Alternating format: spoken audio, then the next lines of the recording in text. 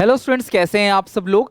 तो BCom first year या फिर बीबीए फर्स्ट ईयर या class BCom honours first year या आप कह सकते हो फर्स्ट सेमेस्टर, उन बच्चों का मैंने बेसिक पूरी तरीके से फिनिश कर दिया है। तो आज से बारी है बड़े बड़े चैप्टर्स को उठाने की, जिन चैप्टर्स में वेटेज ज्यादा है, काफी ज्यादा नंबर मिलते हैं और बहुत सारे बेसिक्स मतलब कि जो आपने 11th में पढ़ा था उनको यूज करते हुए जो चैप्टर्स हैं, तो आज हम उन चैप्टर्स की बात करेंगे। तो आज ही क्लास में मैं एक टॉपिक उठा रहा हूँ, नया टॉपिक, ध्यान समझना, क्योंकि अभी आप लोगों का रिजल्ट जो है वो नहीं अनाउंस हुआ है 12th वालों का।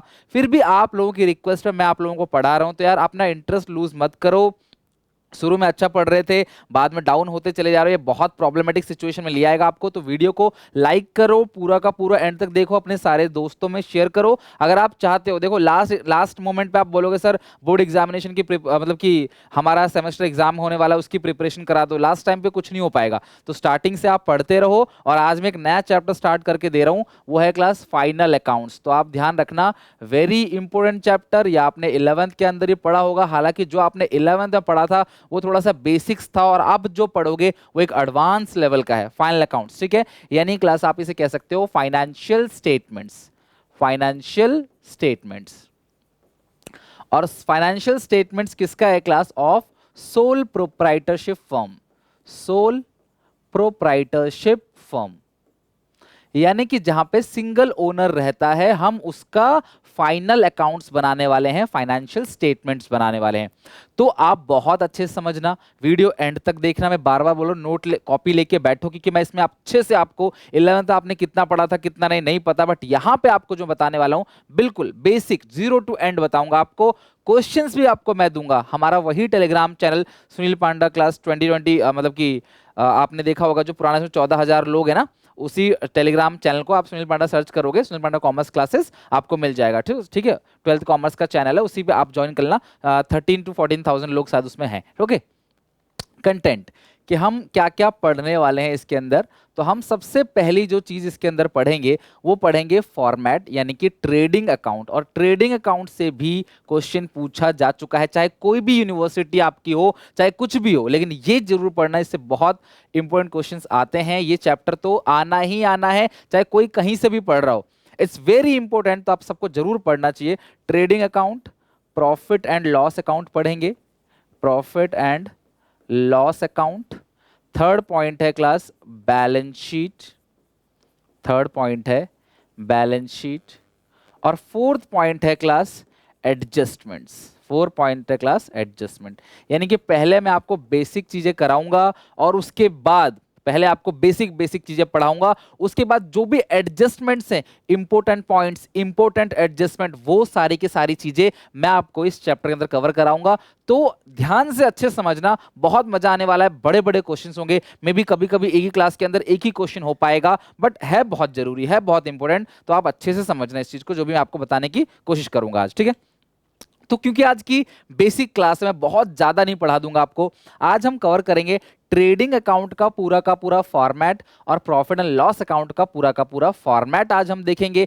आप सबकी जिम्मेदारी होगी ट्रेडिंग अकाउंट, पी&एल अकाउंट का फॉर्मेट आप याद कर लेना। अगली क्लास में मैं इनके कुछ क्वेश्चंस कराऊंगा, फिर मैं आपको बैलेंस शीट का फॉर्मेट लिखाऊंगा, फिर मैं आपको कंप्लीट क्वेश्चन कराऊंगा ट्रेडिंग पी&एल बैलेंस शीट। और देन ये हमारा जब कंप्लीट हो जाएगा पूरा का पूरा, देन हम एक एक करके एडजस्टमेंट को समझेंगे और उन एडजस्टमेंट्स को अप्लाई करेंगे अपने क्वेश्चनों के अंदर। तो चलो स्टार्ट करते हैं इसके बाद। तो सबसे पहले देखो, हम फाइनल अकाउंट्स देख रहे हैं किसी सोल प्रोप्राइटरशिप फर्म के, कि सोल प्रोप्राइटरशिप फर्म का फाइनल अकाउंट्स कैसे बनता है। तो जो अकेला ओनर होता है उसे बोलते हैं सोल प्रोप्राइटरशिप, और उनकी फर्म बनाने, उनका मतलब फाइनल अकाउंट्स बनाने के लिए हमें ट्रेडिंग अकाउंट को पहले सीखना पड़ेगा। तो फॉर्मेट बना लेते हैं फटाफट।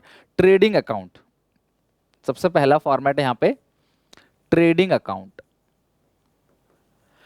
ट्रेडिंग अकाउंट, इसका फॉर्मेट मेरे साथ साथ बना लो, और इसे याद भी करना है। ठीक है, सिर्फ आपको बनाना नहीं है, इसे याद भी आप अच्छे से कर लेना। ट्रेडिंग अकाउंट, ये आएगा credit, credit amount particulars, P and L.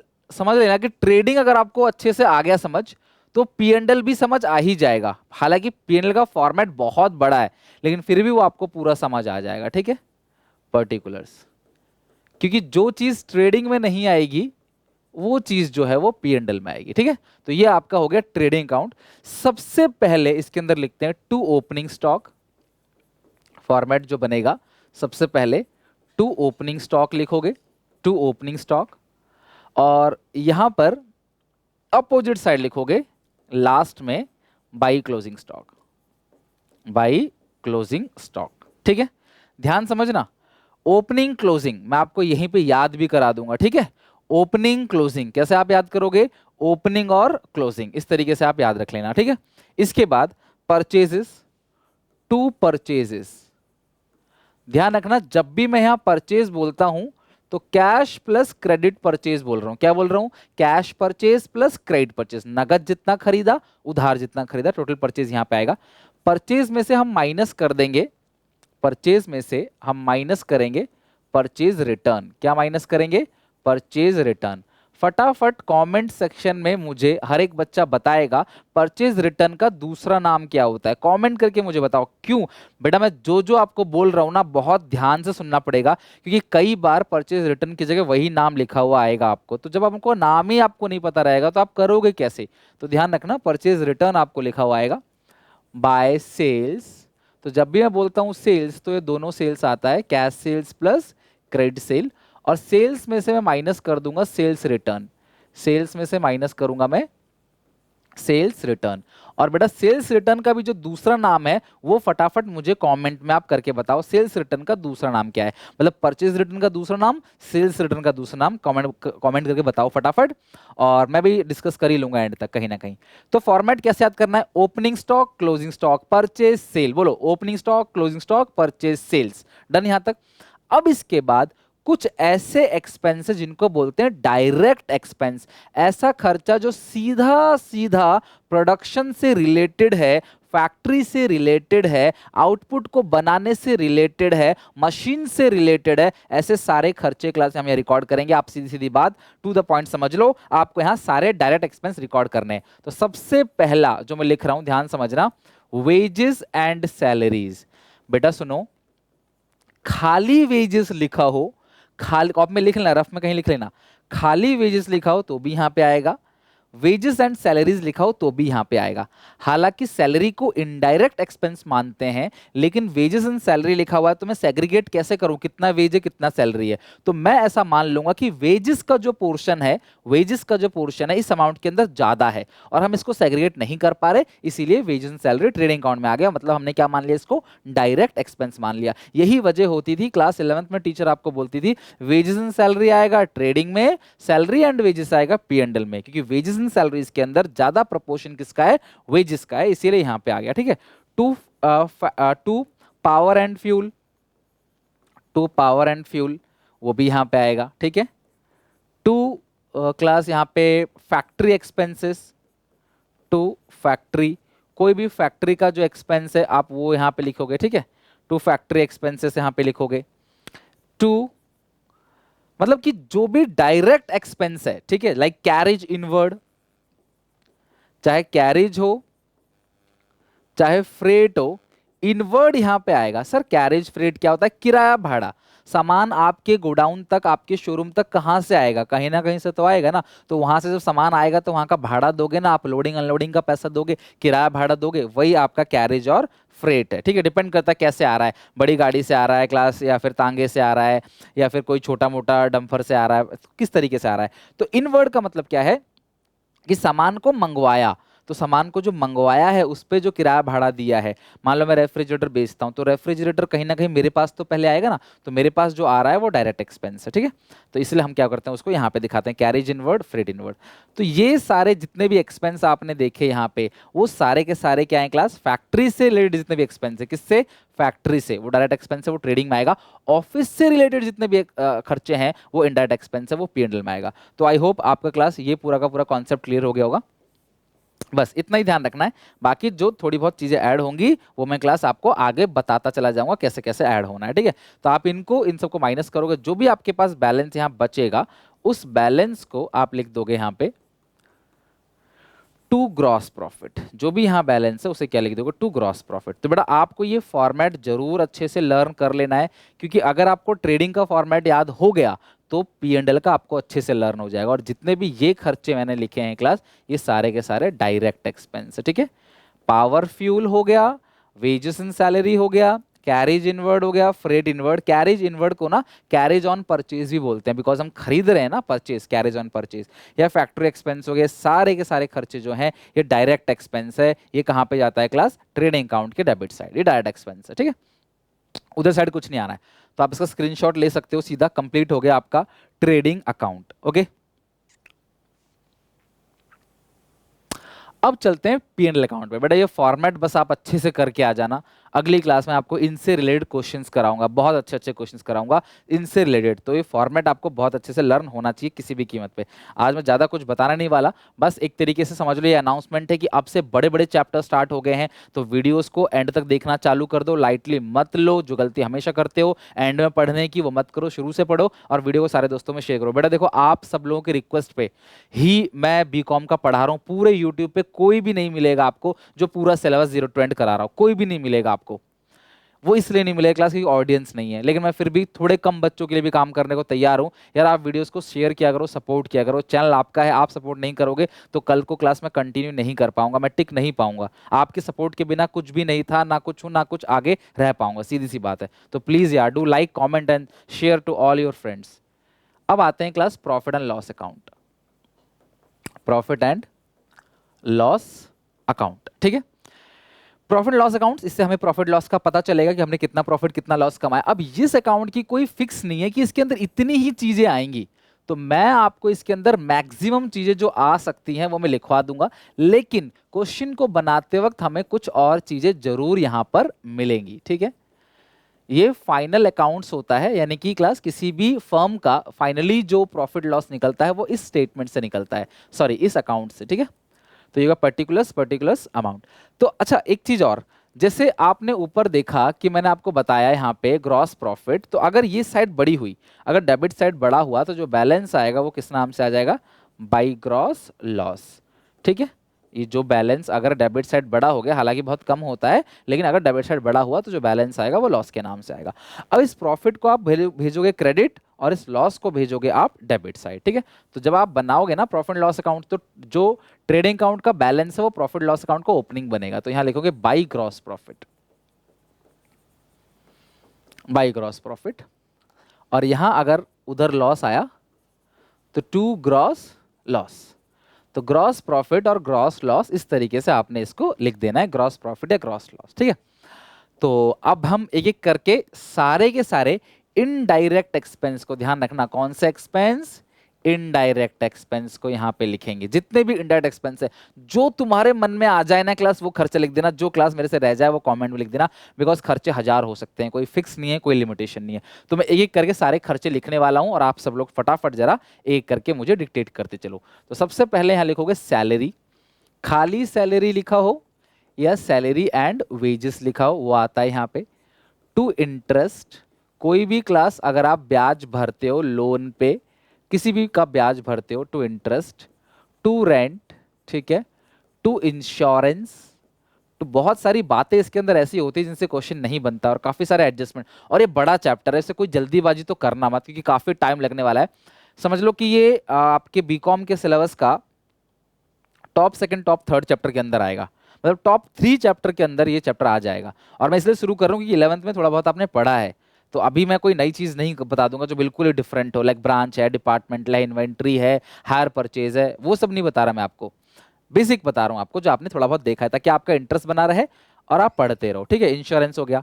To commission, अच्छा इंश्योरेंस प्रीमियम, ये इंश्योरेंस प्रीमियम है। टू कमीशन, यहाँ पे कमीशन लिख देंगे। कमीशन के अलावा क्लास बताओ, to travelling expense, to travelling expense, ठीक है। नेक्स्ट है to conveyance, to conveyance. To audit fees, कोई भी खर्चा आ सकता है। तो आपको करना क्या, मैं क्या कहता हूं बच्चों से कि भैया आप ट्रेडिंग का फॉर्मेट याद कर लो, ट्रेडिंग के फॉर्मेट फिक्स है, उसके अंदर उतनी ही चीजें आती हैं, बाकी सब डाल दो पेंडल में, जितने भी खर्चे हैं ना सारे डाल दो पेंडल में। To audit fees, to depreciation, to depreciation, तो रट्टा मारने की जरूरत नहीं, सारे इनडायरेक्ट एक्सपेंस यहाँ पे आएंगे। To depreciation, to stationery, printing and stationery लिख लो, to printing and stationery, to printing and stationery, ठीक है। To loss on sale of asset, to loss on sale of asset, चाहे किसी भी एसेट को आपने बेचा, उसको बेचने पे कोई लॉस अगर हो गया तो वो आप यहाँ लिखोगे। टू चैरिटी, अगर आपने कोई दान दक्षिणा दे दिया तो भाई वो भी आपका एक्सपेंस है एक तरीके से, वो भी लिखोगे, ठीक है। To telephone bill, to telephone bill वो भी खर्चा है, वो भी लिखोगे। To electricity charges, electricity charges, to office expenses, to office expenses, ठीक है। और इसके अलावा और भी बहुत सारे खर्चे हैं, like class loss by fire, loss by fire, आग लग गई और आग लगने से कोई नुकसान हो गया, सामान जल गया, कोई नुकसान हो गया आग लगने से, ठीक है। और टू मिसलेनियस एक्सपेंस, ठीक है, टू मिसलेनियस एक्सपेंसेस, कोई भी छोटे मोटे अदर खर्चे जितने भी हैं, हालांकि कोई फिक्स नहीं कि इतने ही खर्चे आएंगे, मैं बता रहा हूँ क्लास आपको, मतलब नॉर्मल ये सारे के सारे एक्सपेंसेस जो हैं वो आपको देखने को मिलेंगे यहाँ पे, ठीक है। तो ये है क्लास सारे के सारे एक्सपेंसेस जो यहाँ पे आपको देखने को मिलते हैं। फिर भी काफ़ी एक्सपेंस हम लोगों ने लिख लिया।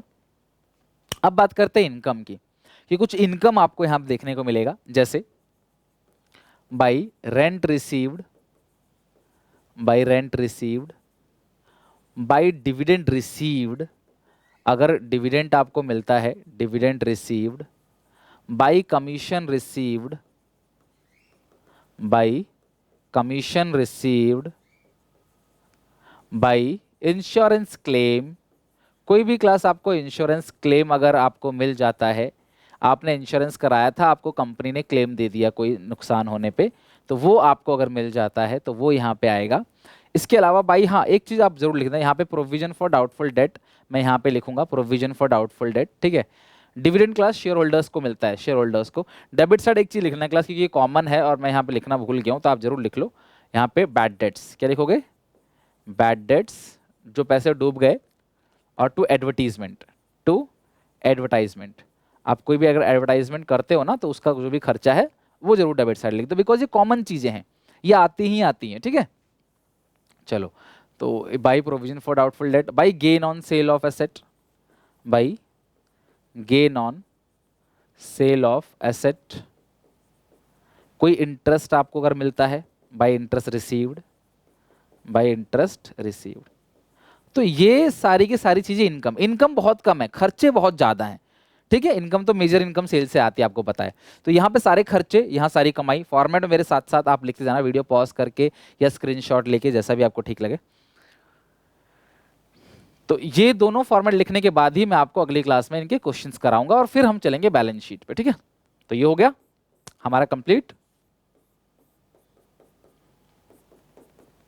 और जो भी यहाँ पे बैलेंस आएगा, ये आएगा टू नेट प्रॉफिट, बैलेंस जो भी यहाँ पे है टू नेट प्रॉफिट, और यहाँ जो बैलेंस आएगा वो आएगा बाय नेट लॉस, ठीक है, नेट प्रॉफिट और नेट लॉस। अब ये नेट प्रॉफिट और ये नेट लॉस जो है ये कैपिटल में जाता है, मतलब बैलेंस शीट में जाके ऐड हो जाएगा कैपिटल के अंदर। तो ये था पूरा का पूरा आपका ट्रेडिंग अकाउंट और P&L अकाउंट का फॉर्मेट। आई होप इतना जरूर पढ़ोगे, मैं आज ज़्यादा कुछ नहीं कराने वाला, मैंने पहले बोला बस एक इंट्रोडक्शन क्लास है। अब हम अगली क्लास के अंदर जो है इसके काफ़ी सारे क्वेश्चंस बनाएंगे, बट उससे पहले ये फॉर्मेट तो आप सबका हो गया, स्क्रीनशॉट ले लो बेटा, नहीं लिया तो ठीक है। अब एक बात क्लास देखते हैं, एक फॉर्मूला मुझे आपको बताना है, एक बात आपको बताना है कि अगली क्लास में आपको आसानी हो समझने में। ये है पूरा का पूरा क्लास आपका फॉर्मेट। तो यहाँ पे आपने एक फॉर्मेट 11th क्लास के अंदर एक क्वेश्चन आपने देखा होगा, मतलब एक फॉर्मूला आपने सुना होगा COGS का, अगर आपको याद हो, आपने एक फॉर्मूला सुना होगा COGS, cost of goods sold, COGS बच्चे पढ़ते हैं इसको, कॉग्स। तो ये COGS का फॉर्मूला क्या है, तो मैं आपको यहाँ लिखवा रहा हूँ, जरा फटाफट चेक करो। COGS होता है बेटा कॉस्ट ऑफ गुड्स सोल्ड, ठीक है, इसको बोलते हैं COGS। तो इसका जो फॉर्मूला होता है कॉस्ट ऑफ गुड्स सोल्ड का, वो फॉर्मूला क्या होता है, लिख लो फटाफट, ओपनिंग स्टॉक प्लस परचेजेस मतलब net purchases plus direct expenses, आपको 11th में बताया जाता है minus closing stock, minus closing stock. Opening stock plus purchases plus direct expenses minus closing stock, तो ये आता है आपका COGS, cost of goods sold. तो ये जो फॉर्मूला बना है, ये जो फॉर्मूला बना है, ये फॉर्मूला बना कैसे है सीओजीएस का? देखो ऐसे बना है, देखो सुनो। ओपनिंग स्टॉक, ये जितने भी खर्चे हैं ना, मैंने आपको बोला है डायरेक्ट एक्सपेंस है। Opening stock plus purchases plus direct expenses, उधर क्लोजिंग स्टॉक है, क्लोजिंग स्टॉक को इधर ले आएंगे तो माइनस क्लोजिंग स्टॉक हो जाएगा, तो ये पूरा का पूरा हो गया सीओजीएस। अब सेल्स में से ये पूरा का पूरा सीओजीएस है घटा दोगे तो क्या आ जाएगा? आपका जीपी आ जाएगा। तो इसी फॉर्मूले से बना है वो, opening stock plus purchases plus direct expense, closing stock उधर है, इधर लाएंगे तो माइनस का हो जाएगा, तो opening stock plus purchase minus plus direct expenses minus closing stock, तो आएगा सीओजीएस। तो अगर मैं अकाउंट बना के यहाँ पे दिखाऊं आपको, मतलब अकाउंट बना के दिखाऊं यहाँ पे, चेक करो, तो ये रहा ट्रेडिंग अकाउंट, ये पूरा का पूरा सीओजीएस आ गया। इधर क्या है क्लास? सेल्स, सेल्स में से सीओजीएस घटा देंगे तो क्या बच जाएगा? आपका जीपी, है ना। तो फॉर्मूला क्या बनेगा बताओ जरा, अगर मैं एक और फॉर्मूला है लिखूं, एक और फॉर्मूला लिखूं, sales minus COGS, sales minus COGS, तो क्या आ जाएगा? जीपी। तो ये फॉर्मूले जो मैंने आपको अभी लिखवाए हैं बेटा, इन फॉर्मूले को जरूर याद कर लेना, क्योंकि ये आपको आगे भी बहुत ज्यादा हेल्प करने वाले हैं, ठीक है। तो ये फॉर्मूला आपको अच्छे से लर्न होना चाहिए, आपकी रिस्पॉन्सिबिलिटी है।